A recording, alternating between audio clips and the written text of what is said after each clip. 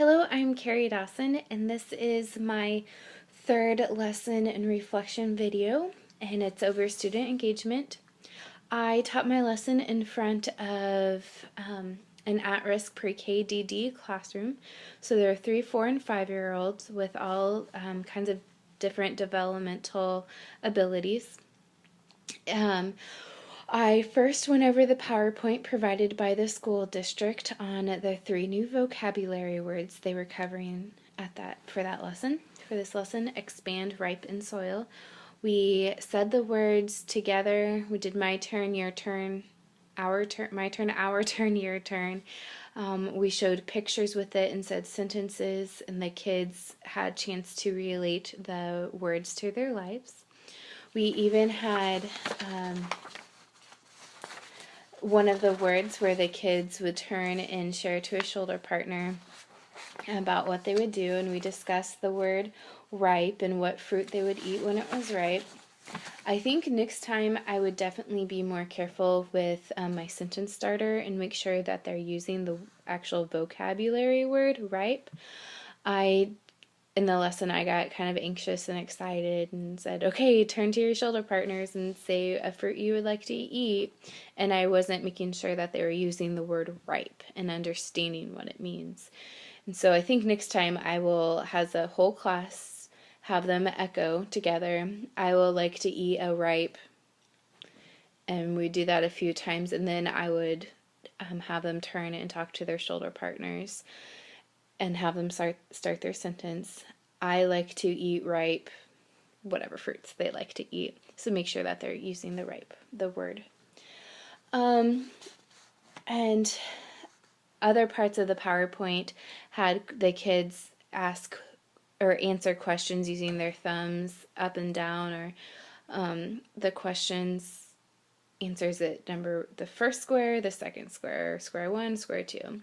And the kids were able to participate that way, and I was able to see which kids are watching for their friends' fingers and are engaged or just waiting for the prompt and support. And those kids were able, then later an adult would be able to be there to direct them, or we can sit there and talk to them after the lesson and say, okay, you need to pay attention, this is what needs to happen. I think I mentioned this earlier, but there were also kids with different developmental delays. And one of the little girls is in the middle of the classroom or middle of the rug, and so it's hard to keep her engaged. And when she's distracted, she distracts her peers, and so that's kind of hard. So I think in the future I might have her kind of in a way where she would distract less peers, but still where she can easily be seen by the teacher and be helped by the teacher. I think that is definitely something I would probably do or fix for the future.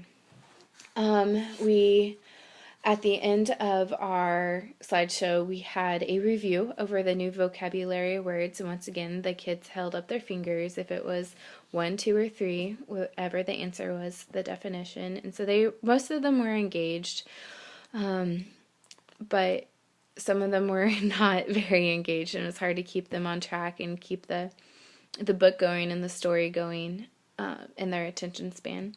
After the vocabulary, we read the book, The Surprise Garden, and it was a big book, and the kids were all able to see it.